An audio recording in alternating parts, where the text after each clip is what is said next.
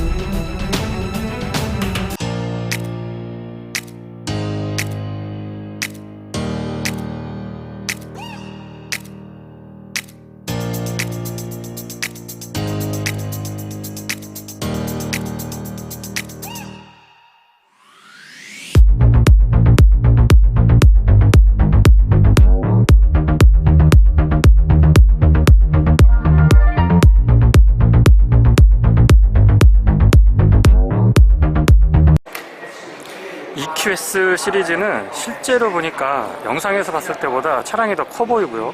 디자인 때문에 언뜻 보면 작아 보이는데 실제로 보게 되면 옆에서 봤을 때 길쭉한 휠베이스와 전장이 가장 눈에 들어오고요.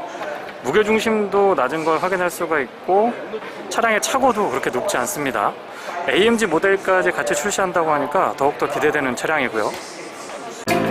EQS는 12월 달부터 국내에서 정식으로 만나볼 수 있다고 합니다. EQS AMG 모델인데요. 전기 차량이지만 AMG 차량답게 스포티한 느낌들이 많이 묻어나고 있습니다. 스웨이드 재질 같은 걸로 아주 절묘하게 잘 꾸며져 있고요.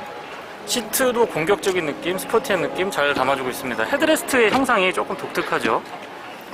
위쪽에 패턴 같은 것들도 예쁘고, 여기 전체적으로 다 화면으로 사용할 수 있도록 준비가 되어 있는데, 글쎄요, 이 오염이나 흠집에서 어느 정도나 잘 버텨줄지 그 부분은 실제 좀 시승을 통해서 다시 한번 좀 알아봐야 되겠습니다. EQS AMG 모델입니다. 트렁크 공간도 생각보다 여유가 있는 편입니다. EQS 모델 보여드리고 있고요. 전동 텔게이트는 위쪽에서 버튼 눌러주시면 되고, 여닫을 때는 좀 특이한데요. 일단 닫아보면, 닫을 때는 이렇게 닫고, 열 때는 벤츠 엠블럼 부분, 지금 EQS 450 플러스 모델입니다. 위쪽 이렇게 딱 누르면 열리는 형태, 이렇게 되어 있습니다. 전기차 치고는 뒷좌석 공간도 여유가 좀 있는데요. EQE 모델은 상대적으로 국내에 많이 안 알려졌는데요. EQS가 너무 많이 알려져 있죠. 12월 달부터 만나볼 수 있다고 하니까 아마 공도에서 쉽게 볼 수 있지 않을까 싶습니다. 물론 국내에서 날개 돋친 듯이 팔릴 걸로 예상을 해보고요. EQE 모델은 그보다 조금 더 부담이 적습니다. 실내 분위기는 EQS랑 비슷한 느낌을 주고 있고요. 외관에서의 느껴지는 차이점은 기존 바디라인은 같지만 조금 덜 부담스러운 모습이죠. EQS 그리고 EQE 두 차량 모두 다 본닛이 휀더를 완전히 대체해주고 있는데요. 휀더가 보통 여기까지 이렇게 올라오는데 여기에서 끊기고 본닛이 대부분을 차지하고 있습니다. 앞쪽의 느낌도 굉장히 날카로운 느낌 잘 담아주고 있고요. 실내도 한번 살짝 열어볼까요? 실내 열어보면 도어는 이렇게 나와 있고요. 손잡이. 실내 느낌은 최근에 벤츠가 정말 실내 디자인만큼은 압도적으로 우월한다는 느낌을 받습니다. 플로팅 타입으로 띄워줬죠. 센터 터널을 띄워놔서 아래 공간 잘 확보해주고 있고, 시트는 기존의 내연기관하고 많이 다르지는 않습니다. 에디션 1 모델이고요.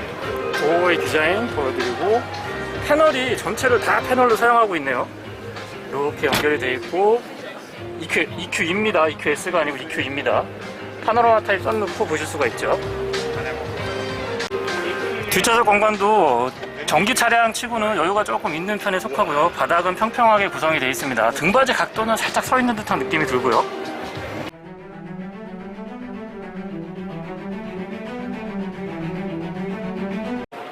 보시는 모델은 EQG 컨셉 모델이고요. 양산 모델은 아닙니다. G바겐 같은 경우는 특유의 디자인을 유지해주고 아마 전기차가 나오더라도 이 컨셉은 유지를 하려는 것 같습니다. 최근에 나오는 전기차들을 보면 컨셉카의 디자인에서 많이 벗어나지 않기 때문에 그렇게 좀 예측을 해보고요. EQG입니다. 앞쪽은 기존 모델과 차이가 그렇게 크지 않다라고 느꼈는데 뒤에서 보니까 소소한 부분이긴 합니다만은 이 타이어가 위치하고 있는 곳에 좀 다른 형태로 이 네모 형태로 딱 되어 있으니까 그런 부분에서 좀 차이가 느껴집니다. 측면으로 오면은 뭐 여전히 G바겐 모습 그대로고요. 휠 타이어 디자인이 굉장히 좀 독특하네요. 사이즈는 285, 45, 21인데요. 소위 떡판 휠이라고 표현을 하던가요. 벤츠의 과거 휠 디자인을 조금 현재에 재해석한 게 아닌가 그런 생각도 듭니다. 제네시스 부스입니다. 최근 전기차 트렌드에 맞춰서 제네시스는 전기차들을 대거 선보이고 있습니다. GV70 전동화 모델을 현장에서 만나보게 되는데요. 광저우 모터쇼에서 이미 공개가 됐지만 실제로 보니까 훨씬 더 깔끔한 것 같습니다. 기존 GV70하고의 차별화가 많이 안 되는 것도 개인적으로는 굉장히 좀 좋게 바라보고 있는 추세고요. 특히나 이 휠 디자인 그리고 외관에서 봤을 때의 그릴이 막혀 있는 것을 제외한다라고 하면 일반 모델하고의 차이점이 크지 않기 때문에 국내 소비자분들의 이질감이 적지 않을까 생각을 해보고 있습니다. 모터쇼에서는 기존의 차량들을 보는 것도 재미가 있지만 이렇게 앞으로 나올 차량들, 특히나 컨셉카들을 실제로 볼 수 있어서 그런 부분들이 조금 재미있는 것 같고요. 추후에 나올 제네시스 G90 모델의 디자인도 살짝 엿보이는 것 같기는 합니다. 어쨌거나 이런 본격적인 스포츠 쿠페가 이 거리에 돌아다니게 되면은 그때가 바로 우리가 생각했던 현 시점에서 생각하는 미래가 아닐까라는 생각도 들고요. 라인이 좀 세련됐다라는 느낌도 들고 기존에 두 줄 강조하는 부분들은 이 측면 이 부분하고 뒤쪽에 테일라이트로 연결이 되는데 자세히 보시면 C필러 떨어지는 라인에 여기에도 두 줄 컨셉이 적용이 되어 있는 걸 볼 수가 있네요. 어쨌거나 이렇게 좀 재미있는 디자인들, 세련된 디자인들은 양산에서 많이 변화가 안 됐으면 합니다. GV70 전동화 모델을 다시 한번 뒤쪽에서 보고 있고요. 기존 차량들하고 많이 차이가 없기 때문에 그런 부분들은 좋을 것 같습니다. 실내는 보여주시지 않네요. 마세라티 부트에서는 두 가지 차량을 볼 수가 있는데요. 르반떼 차량이 있고요. 최근에 기블리도 하이브리드 모델 출시하고 있는데 그 모델하고 MC20이라고 해서 이 차는 진짜 보기만 하더라도 너무 좋은 것 같습니다. 앞쪽의 디자인도 날렵하게 준비가 되어 있고 고래상어의 느낌? 그런 느낌도 제대로 구현을 해주고 있습니다. 엄청 낮아요, 실제로 보면.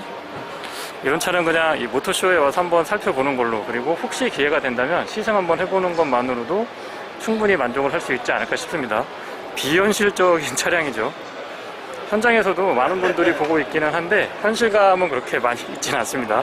이런 차량은 어디서나 주목받을 수 있을 거라고 예상을 해보고 승하차는 그렇게 편해 보이진 않습니다.